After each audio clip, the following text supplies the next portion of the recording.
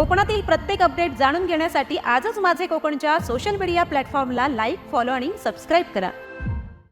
खेड येथील महाड नाका परिसरातील लाईट हाऊसमध्ये महाशिवरात्र महोत्सवाचा दिमाखदार सोहळा उत्साहात पार पडला। प्रजापिता ब्रह्मकुमारी ईश्वरीय विश्वविद्यालयाच्या खेड आणि मंडणगड सेवा केंद्रामार्फत या विशेष सोहळ्याचं भव्य आयोजन करण्यात आलं होतं।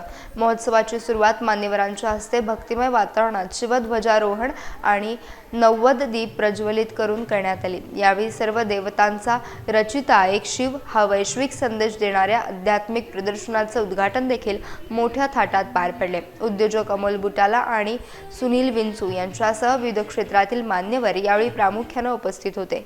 ब्रह्मकुमारी गीता बहन यांनी प्रदर्शनातील चित्रांद्वारे ईश्वरीय ज्ञानाची सविस्तर माहिती दिली, तर व्हॅल्यू गेम्स या माध्यमातून नागरिकांना जीवनमूल्यांचे महत्त्व पटवून देण्यात आले। हा महोत्सव मंडणगड तालुक्यातील विविध गावातही साजरा करण्यात आला आहे।